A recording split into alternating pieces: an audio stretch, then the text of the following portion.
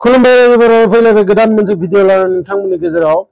जोङो बिमानि बिखय गोबां खोनायो नेटफोरावनो जाथे फेसबुक बा जायखिजाया पस्टफोराव खालि बिमानि बिखय गोबां माने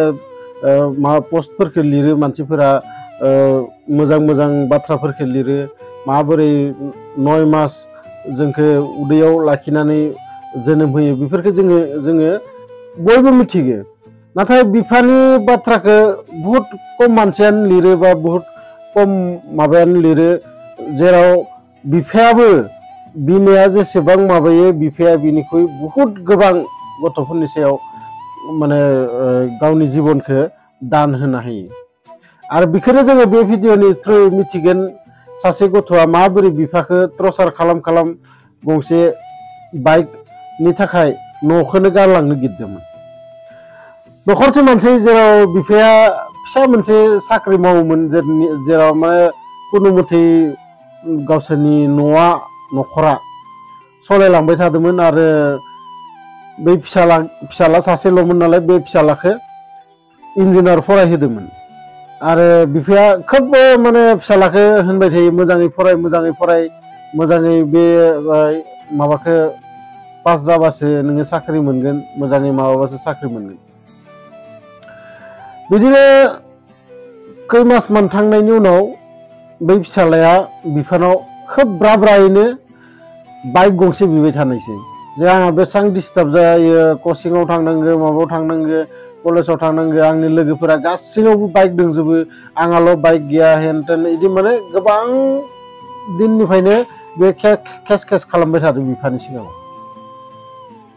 आरो बिफाया बेखौनो होननानै बाथ्राखौ दानलांबाय थादों आंसो मिथिगौ न'खौ माबोरै सालायबाय दङो खालि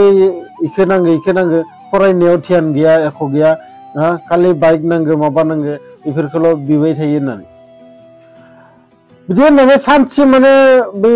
फिसालाया माने सिमाखौनो बारलांबाय बिफाजों खोब नांलायबाय खालि खोब नांलायनायनि उनाव बिफाया रागा जानानै बिफाजो न'निफ्राय माबा थांनो होननानै ब्लड ओंखारलांनायसै आरो आथुरावनो बै बिफाया माने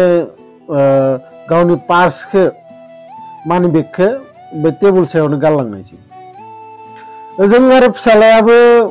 बिफाजों नांलायबाय नालाय बेबो माने बेलेग दिमागसो हाबबाय बिनाव जे न'खौनो गारना थांनोसै आंनो नांला न'खौ होननानै मा खालामनो बि न'आव इमान मालाय लोगोफोरा बिनोनो नांलाया जे बिनायनि सिगांनो बिफाफोरा होफैयो आरो आं इमान दिननिफ्राय बाइक गंसे बिनायखौनो आंनो बाइक गंसेखौनो होफैला बियो होननानै बिदि होननानै बिबो गावनि जि जोम गासैखौबो पेक खालामजोब्बाय आरो थिग न'निफ्राय ओंखारलांल' जानायावनो टेबोल सायाव बै मानि पार्सखौ नुनायसै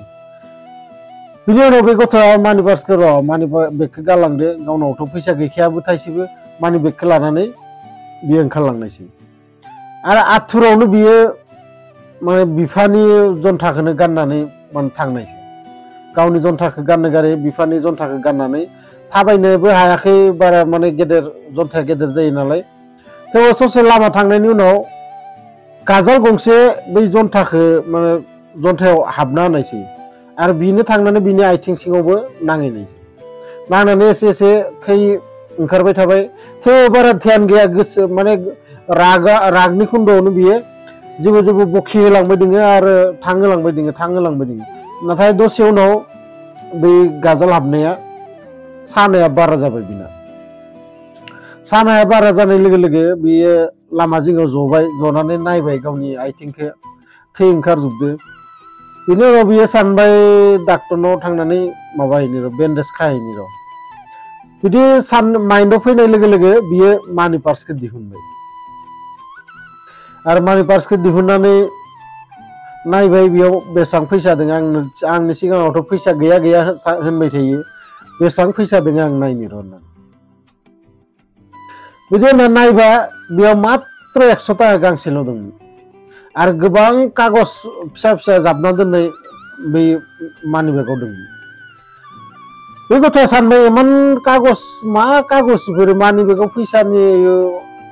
थानो गारै माबा कागज माखा सोना दोनदों मा कागज नायनो र' होननानै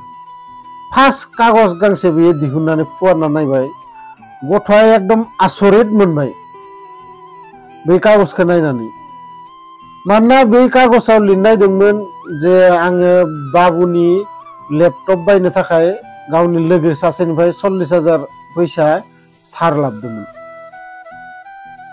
आरो बै धार लाबोनाय फैसाखौ आङो 6 मासनि गेजेराव हरनांगोन, मोनसे डेट लिरनाय दं बेयाव जे उमुखखालि आङो हरफिननांगोन होननानै।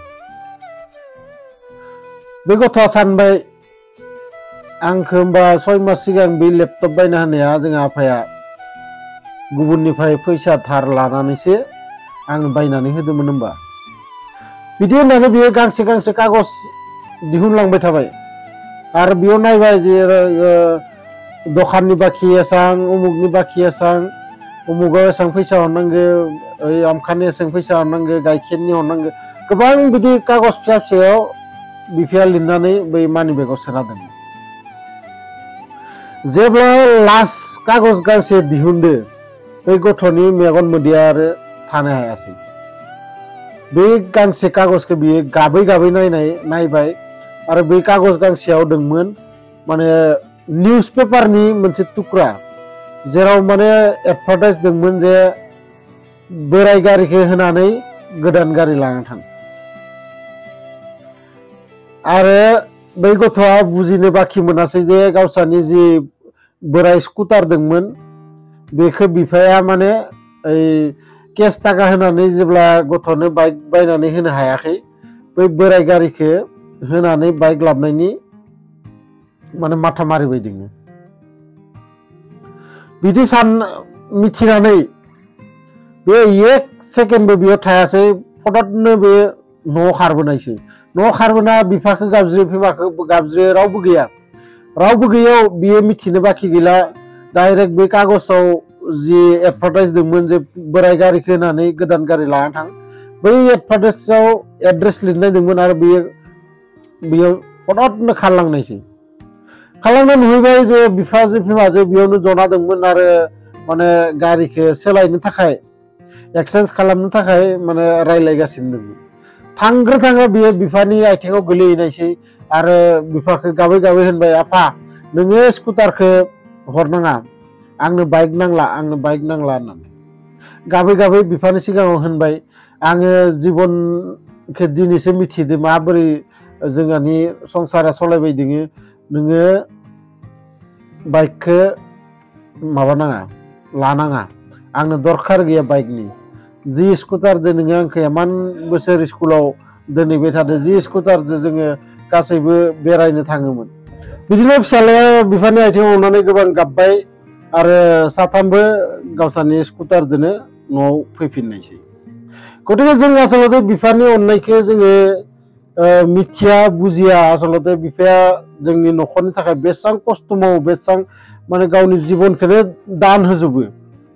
थेवबो जोङो बिफाखौ मानो बुजिना मोना, खारन बिफाया मानसिफोरा जोंखौ गथ'फोरखौ टाइम होनो हाया। गावनि इमान माने माबाया बजा गोलैफैयो गावनाव, गासै न'खरनिनो बिनानाव हाबा हरनायनिफ्रायनो, बिमा बिफा बेमार आजार नायनायावनो आरो फिसाला फरायहोनाय, फिसाजो हाबा हरनाय, बेफोर माने टेनसनावनो बिफाया एक्सुवेलि गावादि फिसाला फिसाजोखौ बेसेबां अनो बै बाथ्राखौ माने खोन्थिनो हाया। नाथाय बिमाया सब समावनो न'आवनो थाबाय थायो नालाय आरो जों सानो मा जोंखौ बिमायानो अनो, बिमायानो जाहोयो लोंहोयो फेदेरो। नाथाय बिफाया गैयाबा न'नि माने उखुम गैयै रखम जिबन जालाङो मानसिना। आरो बे बाथ्राखौ नोंथांमोना जुदि बुजिना मोनाखैबा सोरहा बिफा गैया बै मानसिनाव खनसे सोंनानै नाय। जायखिजाया नोंथांमोना भिडिअखौ मोजां मोनदोंबा लाइक शेयार कमेन्ट खालाम आरो लोगोसे आंनि चेनेलाव गोदानै फैदोंबाथाय चेनेलखौ साबस्क्राइब खालाम। गोजोन्थों।